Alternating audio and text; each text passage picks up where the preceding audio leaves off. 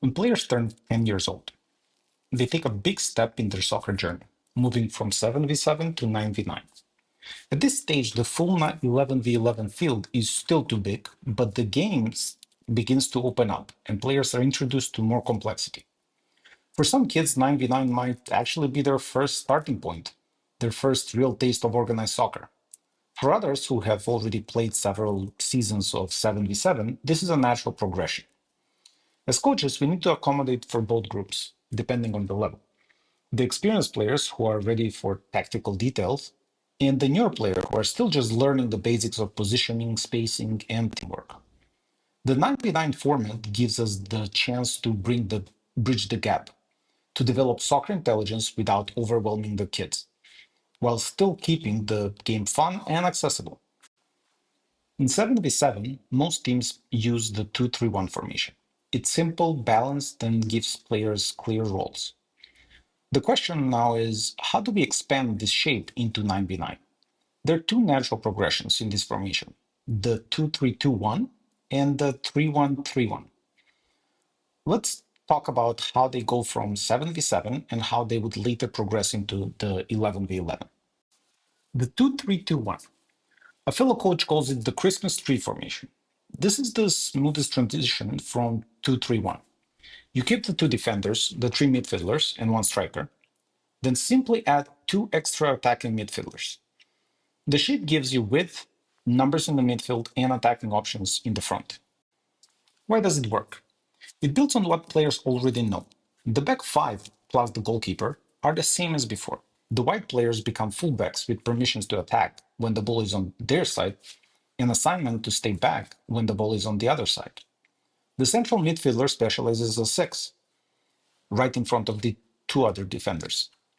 I like it when I'm coaching two defenders who learn how to work with each other. They learn communication and balancing the roles of aggressor and cover, which is something that they will use forever, even if they turn professional. The striker is also the same as before, when playing 2-3-1 in the 7v7 context. The two attacking midfielders can either play narrow or as wide wingers.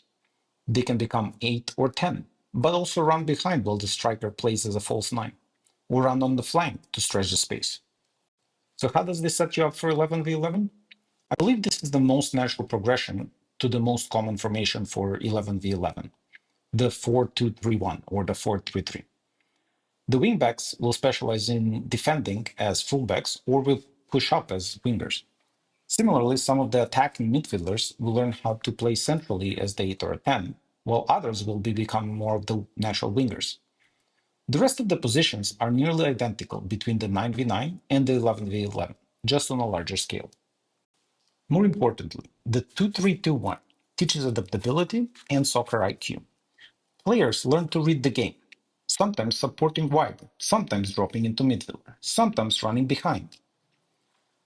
The attacking midfielder and the wingbacks can do overlaps and underlaps naturally. It is all about the timing. If the attacking midfielder already got the ball wide early, then the wingback can go and do an underlapping run. If the midfielder is in the half space with the ball, then it's an overlapping run. On the opposite side, the wingback becomes a fullback, stays in the back three, providing support. These principles are timeless, and this is the right time to learn them. In the 3-1-3-1 formation, or also the diamond or the 3-4-1. This shape puts three defenders on the back, one holding midfielder in front of them, three across the middle, and one striker. On paper, it looks organized and solid, especially for new players. Everyone has a clear line, and the game is really easy to explain. Why is it so attractive? Because it's easy to coach. You can just tell the players, you stay back, you hold midfielder, you go forward, you stay wide. The less experienced or the less disciplined players can become wingers. They lose duels, but that's okay because there are also the fullbacks behind them to cover. If one of the wingers is much better, they will get the ball more often from their teammates, even without the coach instructing them. And if neither of them is effective, the best players are already in the middle. The core of the team is the central defender, the 6, the 10, and maybe even the striker. At that age, the game is very direct, so the most touches are in the middle of the field. Do you see the problem with this narrative? You turn the ball into kickball. and you rely on the individual superiority of your central players. They get the most touches, they get to develop individually, and you run down the clock for several years while going from tryout into tryout, convincing players to join your team based on the results. There's uneven development, and it's a way where players can be left on their own. If you struggle with the results with a 2-3-2-1 formation, I would suggest dropping down a division rather than dropping development as a priority. The transition to 11v11 usually comes by simply adding one more central defender and one more central midfielder into a 4-2-3-1 formation. It's a very unnatural thing to do, actually. The central defender practices operating on their own for 2 years, and then all of a sudden should operate as a pair. Similarly, the midfielder becomes a pair either with the 10 or the 6. While it's an easier transition, I have found that players get confused on what their role actually is. And if I assign them only a central midfielder role, that confuses them. They usually need to go in pair and experience that early so that they understand that one player gets creative, attacking forward, while the other one covers for them. Of course, you can assume that the formation at 11v11 be 3-4-3, but unless you're Ajax Academy in the 80s, you shouldn't really assume that. Get your players ready to play in any club under any coach, and the 4-2-3-1 formation is the most common system for the last couple of decades in the youth soccer system. Well, have I used this formation? Absolutely. I coached a rec team that had one practice per week and half of the team was skipping or missing it. And they were doing fine. Several players were hoping to get to the upper level, but most of the players were comfortable staying in the rec team as a second or third in sport. The priority at that point for me was to bring some structure in order to make sure we play a game that players actually enjoy, not to develop at the highest level. So here's the takeaway. The 2-3-2-1 is a better building block for long-term development, while the 3-4-1 diamond is a useful tool if you have a new or inexperienced group of players and just need something stable to start from. Let me also briefly talk about what this transition actually looks like from a purely rules perspective. Number one is covering more ground. The 9v9 field is significantly bigger than the 7v7. Players suddenly have to run longer distances, which means stamina and positioning matter more. They also need to learn to play quicker, because with more teammates, they will have fewer touches on the ball. The focus shifts towards movement off the ball, support runs, and awareness of spacing. This is also why talking tactics at this age makes more sense than 3 or 4 years earlier when they were playing 4v4.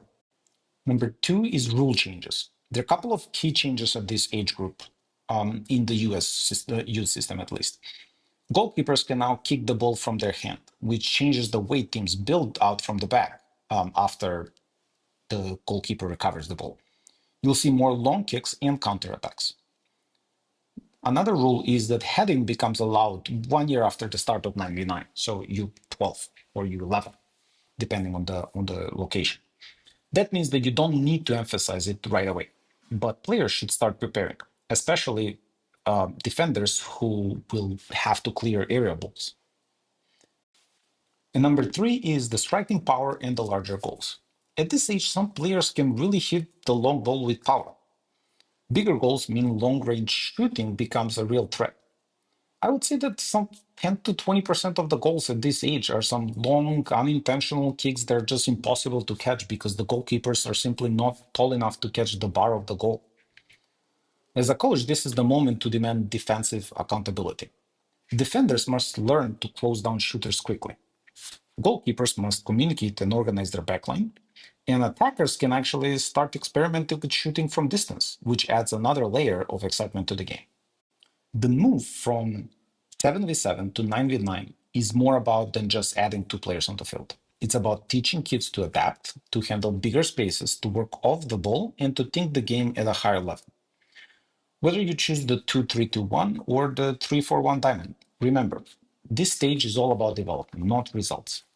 Give players the tools, the understanding, and the confidence, and you'll prepare them not just for 9v9, but for the eventual jump to the full 11v11 game.